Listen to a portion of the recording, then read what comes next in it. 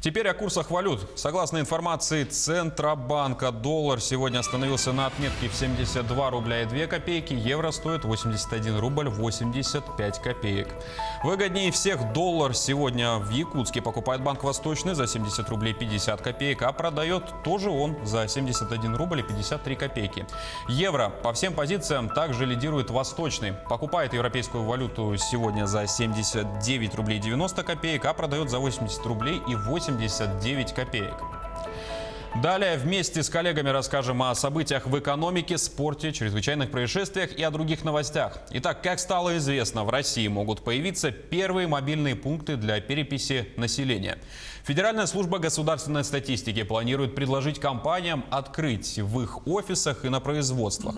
Создание мобильных участков поможет пройти электронную перепись тем, кто не сможет встретиться с переписчиком из-за недостатка свободного времени. Консультации волонтеров помогут тем, кто пока еще не на «ты» с компьютером или мобильным устройством, либо не является активным пользователем портала госуслуги. Идея была заимствована у коллег из Беларуси. В 2019 году 28% населения братской страны было учтено именно благодаря мобильным пунктам. А технологии умного города помогут регионам сэкономить до 15% бюджетных средств и позволят гражданам сократить траты на ЖКХ до 30%. Новые правила позволят создавать в городах единую систему для работы цифровых технологий в различных сферах, регулировать движение транспорта, уличное освещение, верно оценивать показания счетчиков ЖКХ и многое другое. Все это призвано увеличить комфорт граждан и снизить их расходы. После публичного обсуждения документ планируют внести на утверждение в Росстандарт. Банки снижают количество выдаваемых ипотечных продуктов. С чем связаны такие меры и как теперь решить квартирный вопрос? Готов рассказать Дмитрий Тымыров. Дмитрий, тебе слово. Коллеги, здравствуйте. Ипотечное кредитование в России в 2019 году показало снижение, что стало следствием роста ставок. И если 2018 год выдался удачным для ипотечного кредитования, то результат 2019 года можно скорее назвать стагнацией. Так, по итогам прошедшего года было выдано 1,3 миллиона новых ипотечных кредитов против 1,5 миллиона в 2018 году. Таким образом, число кредитов сократилось на 14%. Но тем не менее, объем выданной ипотеки в 2019 году – это второй лучший результат в истории кредитования в России. Самое большое количество ипотечных продуктов было выдано в декабре прошлого года. При этом в денежном выражении объем выданной за год ипотеки по итогам 2019 года по стране составила 2,86 триллиона рублей. Это на 5% меньше, чем в 2018 году. В денежном выражении снижение было меньше, так как быстро рос средний размер ипотечного кредита. Если в 2018 году он был равен 2,04 миллиона рублей, то по итогам 2019 года 2,5 миллиона рублей. В последние месяцы 2019 года он почти поднялся до 2,4 миллиона рублей. Помимо роста среднего размера кредита увеличиваются и другие некоторые качественные показатели. В частности, наблюдается рост среднего срока кредита, который по итогам 2019 года превысил 215 месяцев. Для сравнения, в 2018 году средний срок был равен 195 месяцам. С другой стороны, по итогам 2019 года процентные ставки по ипотеке выросли. Среднегодовая ставка в прошлом году составила 9,94%, что примерно на 0,4% пункта больше, чем в 2018 году. Рост ставок в первой половине года во многом связан с увеличением ставки рефинансирования в конце 2018 года. Но уже во второй половине прошедшего года ставки стали стремительно снижаться. В декабре средняя ставка была на уровне 9,01%, что является историческим минимумом.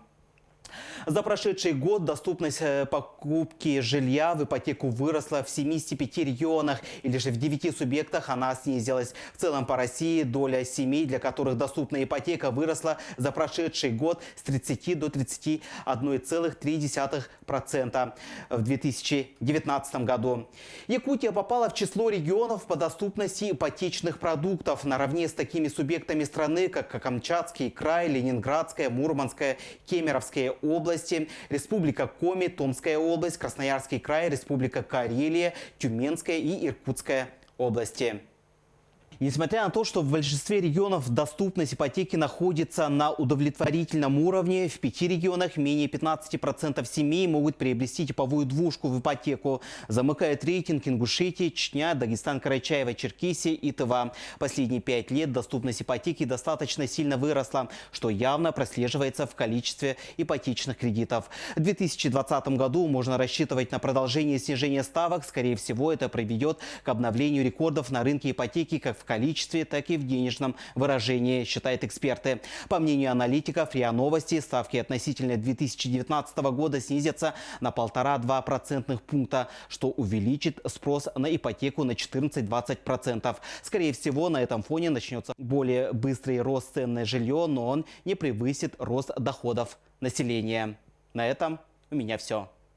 Да, Дмитрий, спасибо, но мы двигаемся далее. Алмазы Анабара ожидают в 2020 году прирост запасов алмазного сырья на 4,5 миллиона каратов. На сегодня проводятся геолого-разведочные и эксплоразведочные работы. В 2019 они велись на 19 месторождениях. Запасы компании благодаря геологам приросли на 2 миллиона 800 тысяч каратов. В планах этого года прирост на 4,5 миллиона.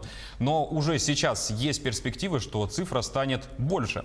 Отмечается, что в 2019-м алмазы Анабара поставили рекорд по добыче популярных драгоценных металлов, добыв 197 килограммов платины и золота. В плане 2020-го 100 килограммов драгоценных металлов. Россия может в ближайшее время нарастить добычу черного золота, нефти, до 200–300 тысяч баррелей в сутки.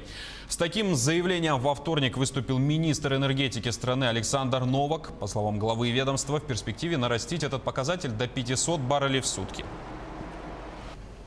Вчера мы наблюдали очень сильное снижение мировых рынков и, соответственно, цен на нефть. Это было вызвано, в первую очередь, теми новостями, которые появились на выходных со стороны Сауди Арамко, которая предложила своим потребителям дополнительное снижение цен на $6–8 за баррель. И, конечно, рынки на это отреагировали очень сильно. Хотя сегодня мы видим, что рынки частично восстановились, порядка 7% рост. Посмотрим, как будет ситуация развиваться. Но мне кажется, те панические настроения, которые были вчера, они сегодня уже несколько нивелированы. И рынок, мне кажется, в более сбалансированном состоянии находится. При более низких ценах, конечно, мы всегда наблюдали дополнительное повышение спроса на нефть, на нефтепродукты. Это тоже один из факторов, который будет влиять. Рынок, на мой взгляд, в целом достаточно волатилен сегодня на той информации, которая есть, на тех настроениях. Тем не менее, период всегда есть и падение, и восстановление. Что касается восстановления котировок, я думаю, что это займет несколько месяцев. Подробнее о других событиях в экономике расскажет мой коллега Иван Лазаренко в следующем материале. Нефтяные компании будут доплачивать за продажу топлива на внутреннем рынке. Новое правило введено с 1 июля 2018 года. И оно гласит, что при экспортных ценах на нефть выше условной внутренней цены 56 300 рублей за тонну бензина, компании получают из бюджета компенсацию. Но если цены формируются ниже этого уровня, то компании сами доплачивают в бюджет. По итогам февраля нефтяники уже выплатили в бюджет 11 миллиардов рублей. И если цены на нефть сохранятся на уровне $35 за баррель, а курс порядка 72 рублей за $1, то в марте бюджет получит по демпферу еще 35 миллиардов рублей. Тем временем Министерство финансов России не ожидает серьезного выпадения нефтегазовых доходов федерального бюджета в 2020 году, несмотря на обвал нефтяных котировок и снижение курса рубля. В ведомстве также считают, что в текущем году не стоит опасаться рецессии. Для компенсации рисков выпадения нефтегазовых доходов в России используется предусмотренный бюджетом механизм – условно утвержденные расходы. В 2020 году в эту категорию могут попасть до 2,5% бюджетных трат – около 500 миллиардов рублей. В 2021 году 5% – около триллиона рублей. При этом отмечается, что выпадение доходов в таком объеме может произойти только из-за масштабной рецессии, а оснований ожидать ее у Минфина нет. На фоне падения курса рубля зарубежные товары, ввозимые в Россию, могут подорожать в диапазоне от 10 до 35%. Как считают специалисты, больше всего вырастут в цене детские товары, одежда и обувь, так как эти отрасли зависимы от поставок из Китая. Также подорожает потребительская электроника, бытовая техника и фармацевтика. В случае, если текущий курс рубля сохранится на 10-15%, также увеличится стоимость жилья. В то же время эксперты отмечают, что импортозамещение в России дало свои результаты, особенно в сельскохозяйственной продукции. Благодаря этому инфляция не превысит целевого значения в 4%.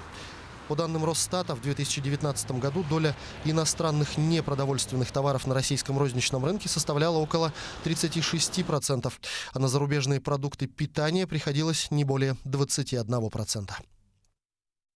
Реализация части алмазного сырья «Алроса» в Гохран не является базовым сценарием, однако эта мера может быть рассмотрена в случае падения спроса на алмазы в связи со снижением спроса на рынках, сообщил глава Якутии Айсен Николаев. Ранее руководитель региона говорил, что в условиях негативной конъюнктуры на алмазном рынке, когда существуют риски потери бюджетом Якутии значительных сумм, закупки алмазов в Гохран можно рассмотреть в качестве меры господдержки. Замминистра финансов России Алексей Моисеев подтверждал обращение Якутии в Минфин с соответствующим предложением и сообщил, что вопрос будет рассматриваться при подготовке весенних поправок в бюджет. Тем временем Управление по недропользованию по Республике Саха-Якутия Якутнедра назначило на 23 апреля 2 аукциона по угольному и алмазному месторождениям. На торгах будет разыгран рассыпной участок в долине ручья Кусун-Габеллях с балансовыми запасами алмазов в количестве 382 300 карат. Начальная стоимость участка оценена в 30 миллионов 470 тысяч рублей. Взнос за участие в аукционе составляет 34,5 тысячи. Еще за 13,85 миллиона рублей Якутнедра планирует продать Куларское буроугольное месторождение. По состоянию на 1 января 2019 года на балансе месторождения числится 14,903 миллиона тонн угля. Взнос за участие в этом аукционе составляет 36 тысяч рублей. Заявки на участие в обоих торгах принимаются до 9 апреля. Через неделю в Якутске в акселераторе B8 начинается обучение третьего потока стартаперов. Всего из 73 заявок были отобраны 12 лучших проектов. В июне они представят свои продукты. По итогам защиты самые успешные инициативы получат финансирование для развития. Именно успешная продажа своей идеи потенциальным инвесторам и потребителям должна стать конечной целью для всех прошедших жесткий отбор в акселерационную программу, которая проходит в 3-й раз в столице. В этот поток вошли проекты не только из Якутска, но и из Улан-Удэ, Владивостока и Хабаровска. В команду лучших попали такие идеи, как крем-флюид для защиты кожи лица от обморожения, свадебный онлайн-сервис, ферма для выращивания зелени дома, фитнес-приложение, платформа для публикации фильмов и другие не менее перспективные проекты. В июне состоится презентация, где все участники, продержавшиеся до конца, защитят свой продукт перед комиссией. Сумма инвестиций доходит до 2 миллионов рублей. В среднем один стартап получит 1 600 000. Иван Лазаренко, Якутия, 24.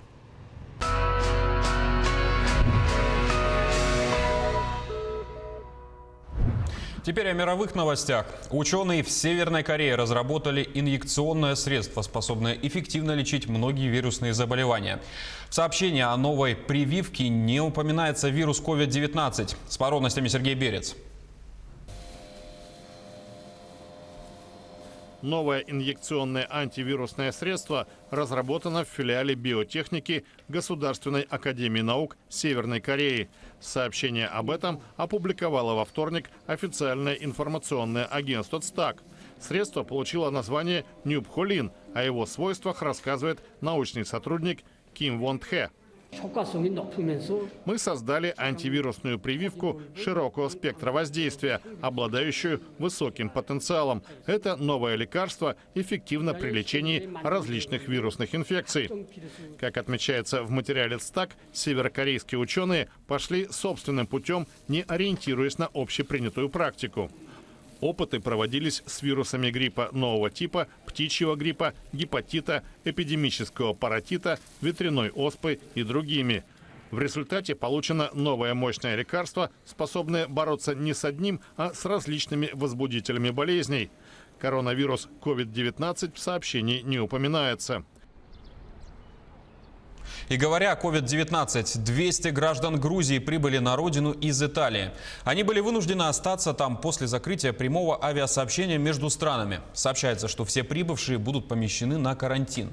На кадрах, снятых во вторник, люди покидают 2 самолета и садятся в специально подготовленные для них автобусы. По информации правительственного сайта Грузии, по мониторингу коронавируса, на данный момент в стране зафиксировано 23 случая заболевания вирусом. Италия стала самым активным очагом распространения COVID-19 после азиатских государств. По данным ВОЗ, в стране зарегистрировано более 9 тысяч случаев заражения, 463 человека умерли. Израиль же с понедельника также начал отправлять всех граждан страны, возвращающихся из-за рубежа, в 14-дневный карантин. С 12 марта это правило начнет действовать и для всех прибывающих в страну иностранцев. Подробности узнаем у Артема Сторонова. Израильский аэропорт имени Бен-Гуриона давно не выглядел таким безлюдным. В целях борьбы с распространением коронавируса власти страны еще в феврале закрыли въезд для туристов из ряда стран, наиболее пострадавших от инфекции. А в понедельник премьер-министр Биньямин Нетаньяху объявил о введении новых экстренных мер. После дня сложных дискуссий мы приняли решение. Каждый, кто приезжает в Израиль, будет помещен в 14-дневный карантин. Это непростое решение, но оно необходимо для сохранения здоровья людей, что для нас превыше всего. Такой режим будет действовать 2 недели. Для граждан Израиля правила действуют с 9 марта, для иностранцев с 12. По данным Министерства внутренних дел, за границей сейчас находится 268 тысяч израильтян. В общей сложности в карантине окажутся около 300 тысяч человек. По оценкам экономистов, такие меры обойдутся Израилю примерно в 5 миллиардов шекелей. Это около 100 миллиардов рублей. Я прилетел из Вашингтона. Я был там на конференции и провел в Соединенных Штатах 2 недели. И за несколько часов до отлета я узнал, что мне придется 2 недели просидеть дома. Это не самый лучший расклад, но и это все пройдет. Мы прилетели из города Банска в Болгарии. После приземления узнали из новостей, что нам придется сидеть дома 2 недели. В аэропорту нам никто ничего не сказал. Печально, ведь мы не сможем ни работать, ни учиться, но такова жизнь. Сейчас в Израиле подтверждены 50 случаев заражения коронавирусом. Смертельных исходов пока не было. С прошлой недели в стране введен полный запрет на проведение международных конференций и массовых мероприятий и собраний с участием более 5000 человек.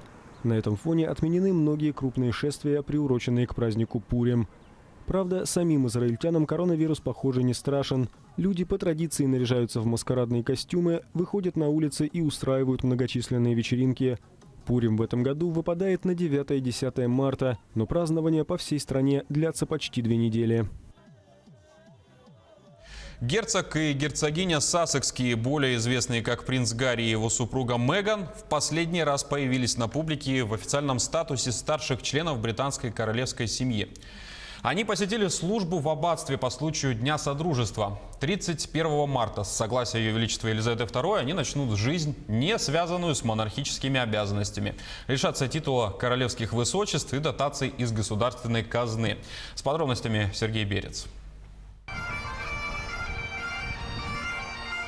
Присутствие на службе в Вестминстерском аббатстве в понедельник стало последним появлением принца Гарри и его супруги Меган на публике в официальном статусе королевских высочеств. Богослужение по случаю Дня Содружества – одно из важных ежегодных событий в календаре британской монархии. По этому случаю в собор приехали Ее Величество Елизавета II, наследный принц Чарльз и его жена Камилла, старший брат Гарри принц Уильям с супругой Кэтрин, а также премьер-министр Борис Джонсон с невестой Кэрри Симмонс.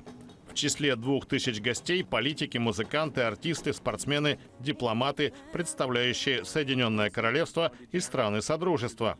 Герцогу и герцогине Сассекским пришлось пройти на свои места раньше, чем прибыли королева и принц Чарльз.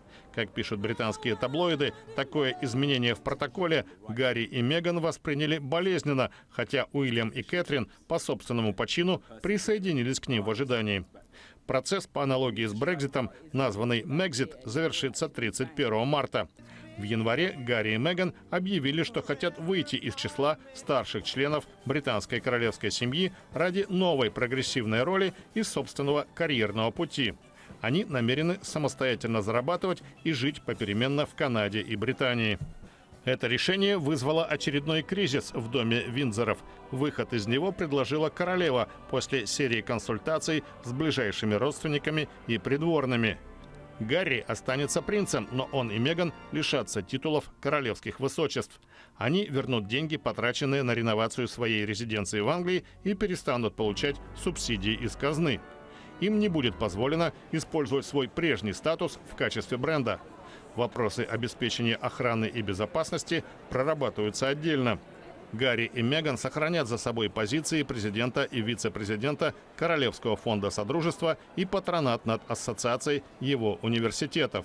Это объединение бывших британских колоний и доминионов включает 56 стран мира. Кроме того, Гарри по-прежнему является шестым в ряду наследников королевского трона, а их с Меган сын Арчи – седьмым. 151 год назад французский натуралист и миссионер, путешествуя по Китаю, получил в подарок от местных охотников шкуру неведанного зверя. Так, первый европеец узнал о существовании панды – бамбукового медведя родом из горных регионов Сычуань и Тибета. Он передал подарок в Парижский музей естествознания. Зоологи, приглашенные на осмотр шкуры, поразились ее уникальной окраске и даже решили, что видят перед собой мастерски совмещенные лоскуты черного и белого меха. Но, не обнаружив следов ниток и клея, признали факт существования ранее неизвестного европейцам животного. Позже его назвали «Большая панда», а изображением красивого и редкого зверя украсили эмблему Всемирного фонда дикой природы.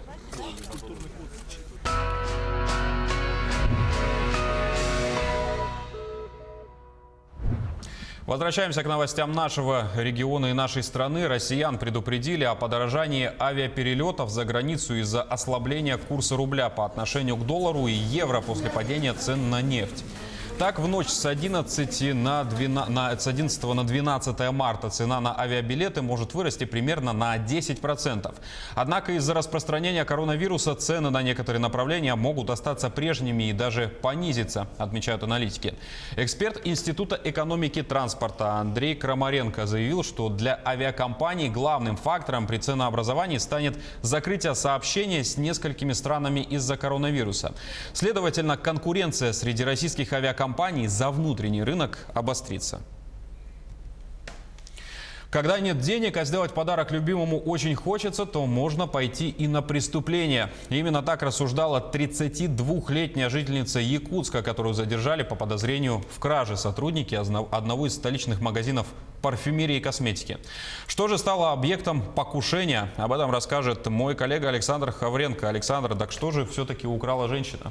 В ходе личного досмотра у нее в кармане был обнаружен флакон мужской туалетной воды Hugo Boss за 3000 рублей. Парфюмерию женщина похитила для своего возлюбленного, который, кстати, в этот момент находился рядом с ней. Это обзор чрезвычайных происшествий в студии Александр Хавренко. Влюбленная парочка из Якутска подозревается в краже из магазина косметики и парфюмерии. Охранник магазина, проверяя камеры видеонаблюдения, заметил, что в магазине произошла кража. Мужчину и женщину, на которых пало подозрение, задержали при выходе из магазина.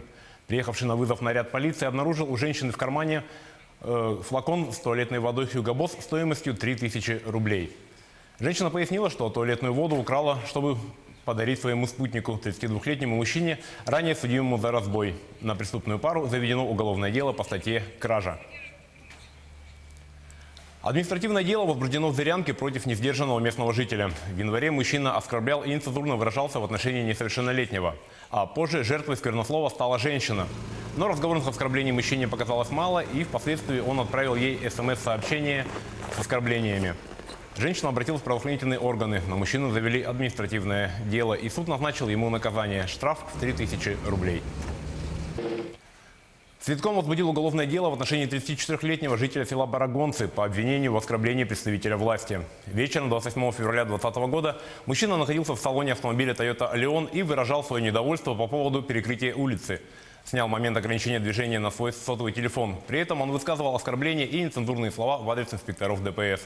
В последующем видео мужчина разослал через мобильное приложение WhatsApp. Через какое-то время видеоролик дошел и до сотрудников правоохранительных органов. Личность мужчины была установлена в течение непродолжительного времени сотрудниками ГИБДД. В настоящее время расследование продолжается. Проводятся мероприятия, направленные на установление всех обстоятельств произошедшего.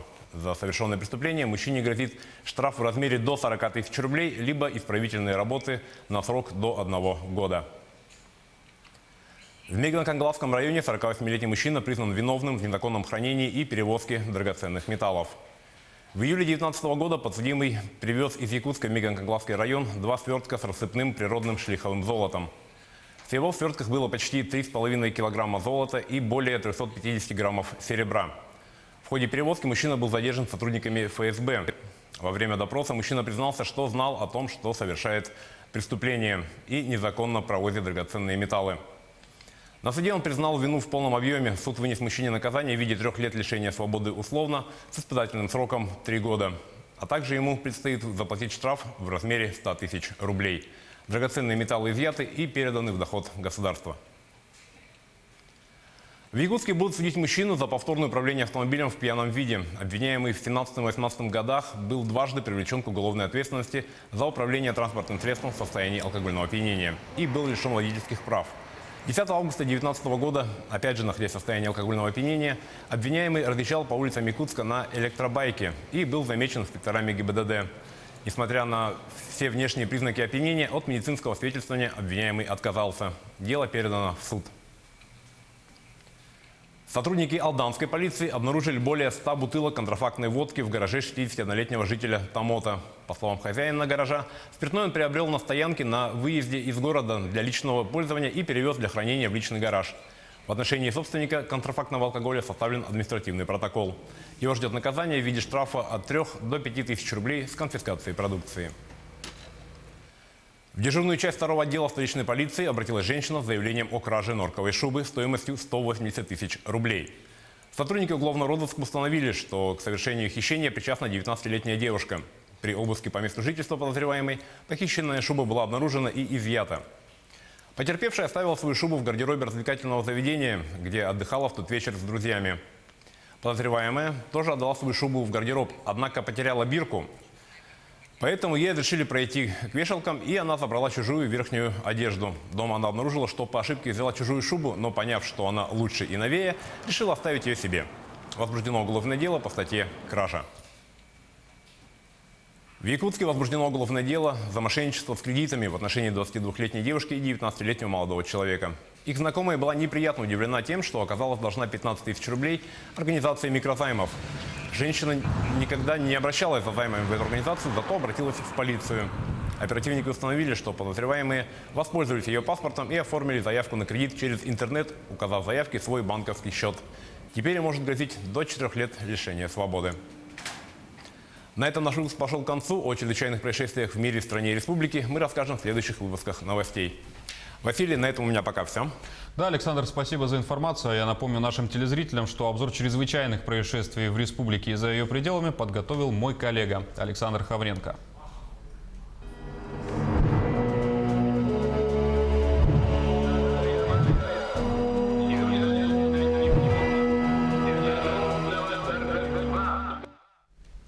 В столице региона, городе Якутске, 14 марта организуют сверхдальний лыжный переход из столицы до поселка Тикси. Он посвящен 75-летию победы в Великой Отечественной войне и 90-летию Булунского района. В переходе примут участие 5 лыжников. Сейчас они готовятся в районе Зеленого Луга в Якутске. На месте находится наш корреспондент Юрий Осипов. Юрий, здравствуй. Как настрой у участников? Да, здравствуй, Василий. Прямо сейчас ты можешь увидеть, как лыжники готовятся к переходу. Они буквально бросают вызов человеческим возможностям. Они разложили экипировку и проверяют все, что возьмут с собой. Как нам рассказали, на каждого участника приходится около 70 килограммов груза. Они берут с собой рюкзак, в который влезает около 50 килограммов, а туда они положат в основном продукты питания. И на каждого приходятся вот такие пластиковые сани. Сюда положат в основном теплые вещи, палатки, спальные мешки. Для обеспечения безопасности члены экспедиции также берут с собой огнестрельное оружие. Ведь никогда не знаешь, что можно встретить в диких местах. Лыжи они взяли классические, прогулочные. Вот сейчас мы можем их увидеть. Они с насечками, по словам участников экспедиции. Это нужно для лучшего сцепления со снегом. Они выдвинутся в путь уже 14 марта. Маршрут их будет пролегать через Верхоянские хребты. Как нам сообщили, это уже не первый лыжный переход, а подробнее об этом давайте послушаем руководителя экспедиции Валерия Самойлова. В предыдущих переходах мы опасность была в том, что опасность в том, что наледи были. Да, мы проваливались по грудь в воде и так далее. Поэтому из-за этого мы там приходилось нам ночевать в пути. Ну, естественно, в тот день мы проходили очень мало расстояния. А сейчас мы от этого, значит, застрахованы. Значит, тогда у нас были оленьи тормоза, чтобы для ночлега одевали кенчи и так далее. А сейчас мы с подготовкой уже специально купили сапоги и так далее, чтобы непромокаемые. Вот. И выход в гору, вот это у нас самое трудное.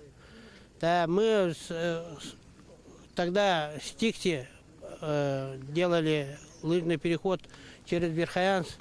На вершине поднимались 2 недели. И самая большая задача у нас на вершине Верхоянских хребтов во время войны потерпел крушение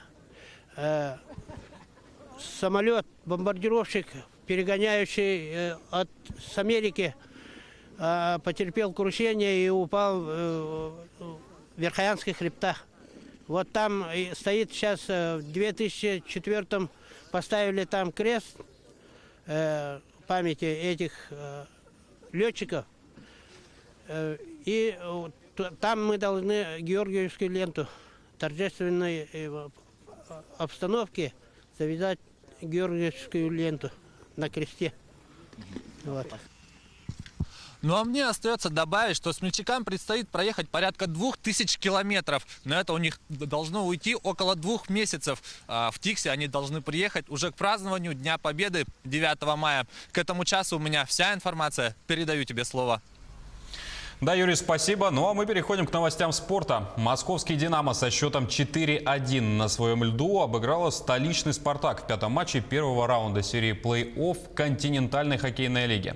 В регулярном чемпионате клубы провели между собой 4 матча, где «Динамо» одержала победы во всех встречах. Подробнее расскажет моя коллега Полина Долинская. Полина, чем вообще примечателен этот матч? Здравствуй, Василий, я тебя приветствую. Встреча 2 московских клубов, она пришла очень динамично и насыщенно, и обе команды продолжают сжечь в первом раунде плей-офф континенталки, устраивая настоящее шоу буквально каждую игру. Это новости спорта на Якутия-24, в студии Полина Долинская. Перенесенная встреча 18-го тура Тинькофф российской премьер-лиги между футбольными клубами Сочи и Оренбург состоится уже сегодня. Игра должна была пройти 1 декабря, но была перенесена на резервную дату по причине карантина внутри клуба Сочи. Оренбург и Сочи в прошлом туре одержали домашние победы со счетом 2-0 над Тульским Арсеналом и Екатеринбургским Уралом. В турнирной таблице Оренбург занимает 11 место, имея в активе 23 очка. Сочи замыкает турнирную таблицу с 18 очками. Встреча первого круга в Оренбурге завершилась со счетом 1-1. А тем временем в 1/8 финала Лиги чемпионов итальянская «Аталанта» в гостях одержала победу над испанской «Валенсией» в ответном матче и вышла в четвертьфинал турнира. Результат встречи – счет 4-3. В составе победителей все 4 гола забили Йосип Иличич, благодаря чему он стал 3-м игроком в нынешнем сезоне Лиги чемпионов, который забил в одном матче 4 гола. У проигравших отличились Кевин Гамейро и Ферран Торрес. Российский полузащитник «Валенсии» Денис Черешев вышел на поле на 74-й минуте встречи. Первые четвертьфинальные матчи Лиги чемпионов запланированы на 7-8 апреля, ответные на 14-15 числа того же месяца. Пары 1/4 финала определятся в результате жеребьевки. Московская «Динамо» дома обыграла столичный «Спартак» в пятом матче первого раунда серии плей-офф континентальной хоккейной лиги. Встреча завершилась со счетом 4-1. Заброшенными шайбами у хозяев отметились Вадим Шипачев, Максим Афиногенов, Игорь Полыгалов и Дмитрий Яшкин. Две последние шайбы были заброшены в пустые ворота. В составе гостей отличился Патрик Херсли, нападающий «Спартака». Каспарс Даугавинш провел 400-й матч в КХЛ и сделал голевую передачу. Всего в лиге он набрал 244 балла, 101 гол и 143 результативные передачи. В ходе игры капитан белоголубых отличной передачи нашел Дмитрий Яшкин, что позволило «Динамо» открыть счет. В следующей атаке «Спартак» мог отыграться, но бросок Александра Хохлачева после хорошей комбинации пришелся в перекладину. На второй период команды ушли с минимальным преимуществом хозяев льда. А в начале третьего отрезка красно-белые пробили Еременко. Однако арбитры после просмотра повтора отменили взятие ворот, усмотрев помеху действиям голкипера «Динамо» со стороны спартаковского нападающего. Следующий матч запланирован на льду «Спартака» 12 марта. Гул и рев моторов, крутые заносы и заснеженная трасса. В Мирном состоялись соревнования по дрифту на льду. Пройти мимо зрелищных гонок, посвященных Международному женскому дню, не смогла и наш корреспондент Марфирина Алексеева. Подробности в следующем сюжете. Около 20 участников Смирного и города Ленска соревновались в 3 дисциплинах – гонки автоледи, тайм-атак и дрифт. Ледяная трасса длиной около 1 километра расположилась на озере в районе Северо-Восточной котельной. Погода выдалась холодная, но на боевой настрой это никак не повлияло. Это у нас 3-е соревнования ежегодные, приуроченные к 8 марта. Так у нас почему-то исторически сложилось уже, можно сказать. Хотелось внести что-то новое для наших жителей, для жительниц в первую очередь, чтобы разнообразить, уйти от рутины небольшой, требований к пилотам, в принципе, и только наличие действующих водительских прав.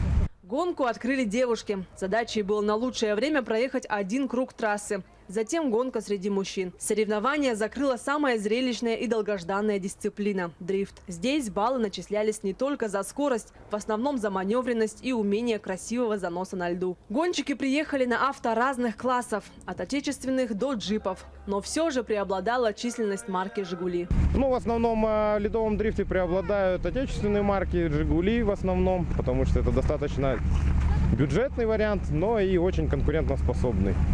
То есть иномаркам тяжело пока что им угнаться на льду за нашими «Жигулями». Поучаствовать, проявить себя в этих отличных соревнованиях. Я участвую уже 2-й год. Именно автомобиль у меня всегда «Жигули» для участия. Мне нравится. Все такие прям, я не знаю, невероятные. Мне понравились организаторы и все, как красиво тут. Организаторами соревнований выступает автомотоклуб «Баянай». Ежегодно между гонщиками ведется негласная борьба между мирнинскими и ленскими водителями. В этом году победу одержали мирнинцы. Марфирина Алексеева, Вадим Ларионов, Мирный. На этом у меня все. Будьте в курсе событий спорта на Якутия-24. Василий, передаю тебе слово. Обзор событий в спорте для нас провела моя коллега Полина Долинская. Ну а мы двигаемся далее. Потепление или похолодание? Какая погода ожидает якутян в ближайшую неделю? И не порушат ли планы на активный отдых? Об этом знает и поделится Юлия Великодная. Она сейчас на прямой связи со студией. Юля, стоит ли ждать солнца? Василий, приветствую. Ну, планы, я думаю, погода не нарушит ничьи. Потепление ожидается в Ленске и Мирном. Этим жителям этих городов можно уже убирать зимние вещи подальше в шкаф. Но и есть обратная сторона у потепления. Возможно, на дорогах появится гололед. И водителям, как и пешеходам, следует быть внимательнее.